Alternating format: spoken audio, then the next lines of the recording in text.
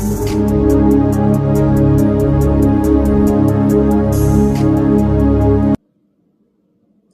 ప్రభువును మన రక్షకుడు అయిన యేసుక్రీస్తు ప్రభు నామమున అందరికి వందనాలు, దేవునికి స్తోత్రాలు.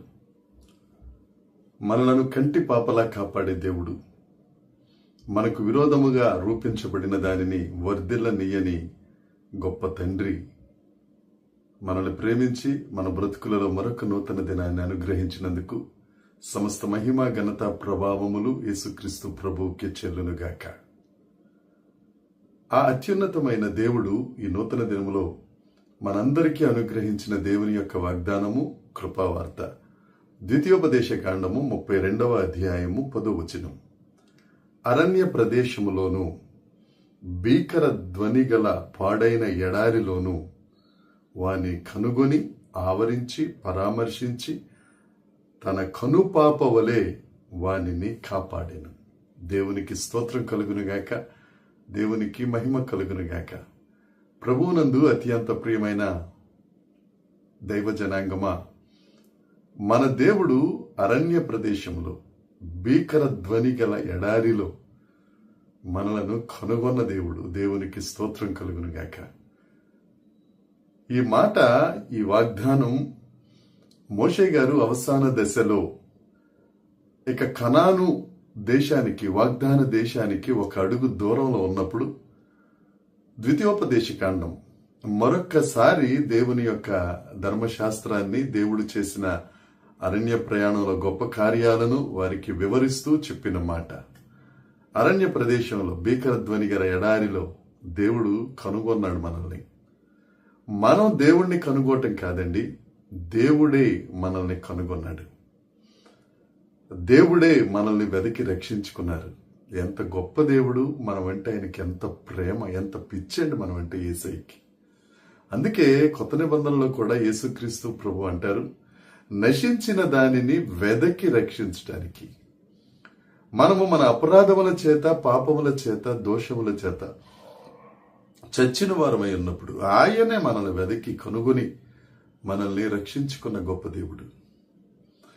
మనం ఒకవేళ ఎక్కడైనా ఇబ్బందుల్లో ఉంటే మనల్ని కనుగొని మనకి సాయం చేద్దామని వచ్చే మానవులు ఎక్కడా కనపడరండి. అవకాశం ఉంటే మనల్ని కనుగొని బాధ పెట్టేవారు కావాలంటే చాలా మంది ఉంటారు, కానీ పరామర్శిద్దాంలే అనేవాళ్ళు ఎక్కడో గాని మనకు దొరకరు. కానీ మన దేవుడు పాపులమైపోయిన మనల్ని, ఆ మహిమను పోగొట్టుకున్న మనల్ని, ఆ పరిశుద్ధతను పోగొట్టుకున్న మనల్ని, పాపం చేత శాపం వలన దేవునికి దూరం అయిపోతే మనల్ని వెదకి కనుగొని ఆ భీకర ధ్వని గల ఎడారిలో మనల్ని కనుగొని ఏర్పాటు చేసుకుని మన కొరకు ప్రాణం పెట్టిన దేవుడు యేసుక్రీస్తు ప్రభు ఒక్కరై. ఆయన్ని చేర్చుకోవటానికి, ఆయన్ని దేవుడిని ఒప్పుకోవటానికి ఏంటి అభ్యంతరం?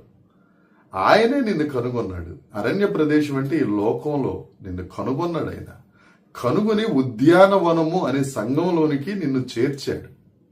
అరణ్యం అంటే లోకం, ఉద్యానవనం అంటే సంఘం. నిన్ను కనుగొని, అరణ్యం పిచ్చి పిచ్చిగా ఉంటది, అరణ్యం అంతా చెట్లతో, ఉద్యానవనం చక్కగా అమర్చబడినట్టుగా ఉంటది. అక్క సంఘానికి నిన్ను చేర్చాడు ఈ అరణ్య ప్రదేశంలో. అంతేకాదు, నిన్ను పరామర్శించి ఆవరించి కనుపాపలా కాపాడారు.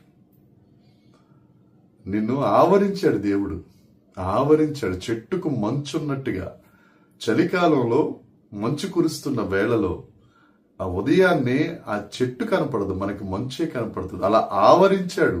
ఎవరైనా నిన్ను కనుగొని ఆయన కౌగిట్లోనికి చేర్చుకున్న తరువాత నిన్ను పరామర్శిస్తున్నప్పుడు దేవుడు, జనులందరికీ దేవుడు కనపడతాడు తప్ప నువ్వు కనపడవు. నువ్వేమనుకుంటావు, నన్ను పరామర్శించే వాళ్ళు లేరు, నా ఇబ్బందుల్లో నన్ను కొనుగొని నా దగ్గరికి వచ్చేవాళ్ళు లేరు, నా శోకంలో నా కన్నీరు తుడిచి పరామర్శించేవారు లేరు అనుకుంటావు.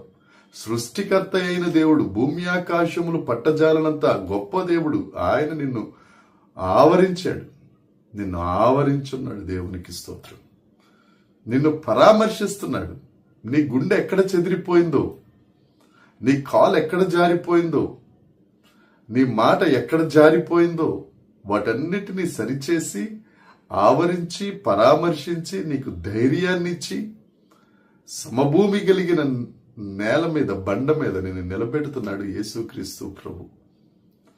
అందుకనే కీర్తనల గ్రంథంలో ఉంటుంది కదా, మనల్ని కాపాడే దేవుడు కొనుకడు, నిద్రపోడు. ఆయన మనల్ని ఆవరించే దేవుడు, పరామర్శించే దేవుడు. ఒక వ్యక్తి యెరూషలేము నుండి యెరికోకు వస్తా ఉంటే దొంగల చేతిలో చిక్కి కొట్టబడి రోడ్డు పక్కన బాధపడతా, ఇబ్బంది పడతా ఉంటే మంచి సమరయుడు వచ్చి ఆయన్ని పరామర్శించి ఆయన గాయాలు కట్టి తీసుకెళ్లి పూటకోళ్ల వాళ్ళ ఇంటి దగ్గర ఉంచి కొంత డబ్బులు ఇచ్చి, ఒకవేళ మరలా నీకేమన్నా అచ్చి ఉంటే మరలా నేను తిరిగి వచ్చినప్పుడు ఇస్తానని చెప్పాడు. ఈ సందర్భం లూకా సువార్తలో మనం చూస్తాం.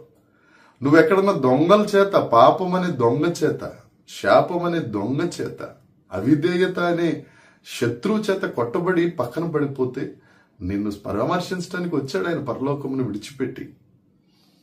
ఆయన పరామర్శిస్తారు, అంతేకాదు నిన్ను కనుపాపలా చూసుకుంటాడు ఆయన.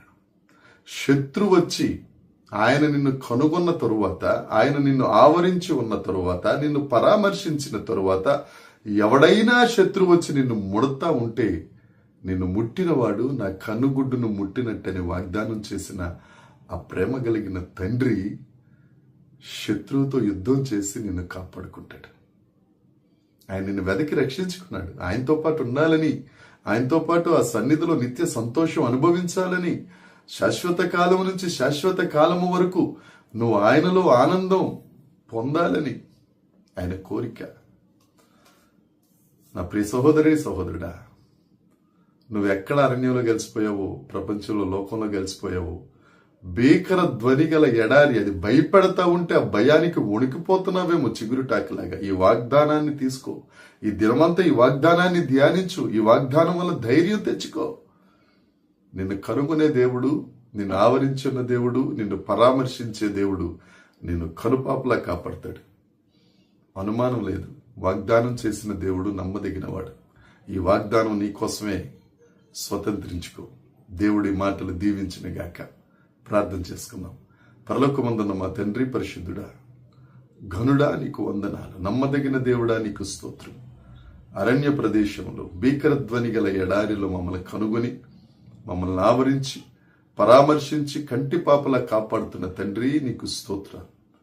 వాక్యం వింటున్న నీ బిడ్డలు ఏ కష్టంలో ఉన్నారో, ఏ అరణ్యంలో ఉన్నారో, ఏ భీకర ధ్వని గల ఎడారిలో ఉన్నారో నువ్వు కనుగొంటావని వారు నమ్మి నిన్ను ప్రభు ఆవరించి ఉన్నావని, నువ్వు పరామర్శిస్తున్నావని, కనుపాపలా కాపాడుతావనే నమ్మకం వారికి అనుగ్రహించి ఆశీర్వదించి ధైర్యపరచుమని, మహిమ పొందుమని యేసుక్రీస్తు నామమున ప్రార్థించి అడిగి వేడుకొనుచున్నాం తండ్రి. ఆమేన్. దేవుని కృప మనందరికీ తోడై ఉండునుగాక. ఆమేన్, ఆమేన్, ఆమేన్.